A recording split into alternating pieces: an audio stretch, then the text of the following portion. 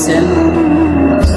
আমি কিছু কিছু কথা বলবো অবশ্যই, বিশেষ করে প্রবাসীদের জন্য এবং বাংলাদেশে এবং বেকার এবং ভাইদের জন্য খুব গুরুত্বপূর্ণ কথা।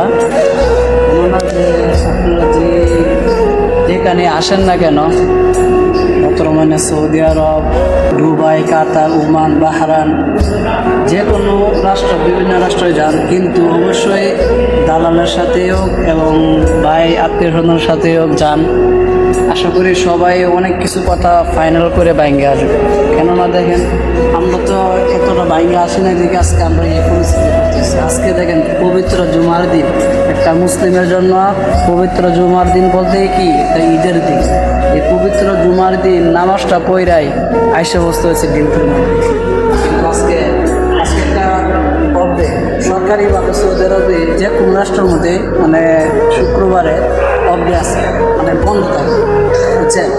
এখন আজকে আমাদের কোনো বন্ধ নাই, শরীরে কোনো রেস্ট নাই। আজকে বলেন একটা মেশিন যদি চালাইতে হয়, এই মেশিনের অবশ্যই মোবিল তেল দিতেই। এখন আমাদেরও তো একটু রেস্টের প্রয়োজন। এখন আমরা তো রেস্ট পাইতেছি না। একটা প্রবাসী, আমরা প্রবাসীর কষ্টটা এই যে কয় না, প্রত্যেকটা প্রবাসীর কষ্ট একমাত্র মাই জানে। এই যে কত কষ্ট করি, মায়ের মনে আঘাত লাগে, কিন্তু কোনো আত্মীয় স্বজন, ভাই বাদর, বন্ধু বান্ধব, তাদের কাছে কোনো মায়া লাগে না। তাদের কাছে লাগে যে বন্ধু আছে একটা বিদেশ, বন্ধু টাকা পাঠা, তো একটা চলতে পারি না, এরকম নয়, বুঝছেন? প্রবাসীর কষ্ট তো কেউ বুঝার মতো মা ছাড়া, ফোন দিলেই মাই কান্দে, আর কেউ না, বা মা বাপ ছাড়া কেউ এর এক তুলা পরিমাণে কেউ একটা চোখের পানিও ফেলবো না। এটাই বুঝে রাখে ভাই, যাই করেন না করেন বাপ মার মনে কষ্ট দিয়েন না। এবং আমি মনে করি যে প্রত্যেকটা প্রবাসী বাপ মাকে যতটুকু ভালোবাসে, হ্যাঁ, এত পরিমাণ ভালোবাসে তা বলার বাহিরে।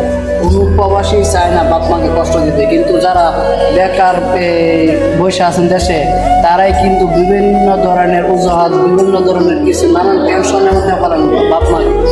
তাদেরকে বলছি যে তারা কর্ম করাটা অনেক ভালো এবং বাপ মাকে ভালোবাসবেন, বাপ মাকে সুস্থ রাখবেন।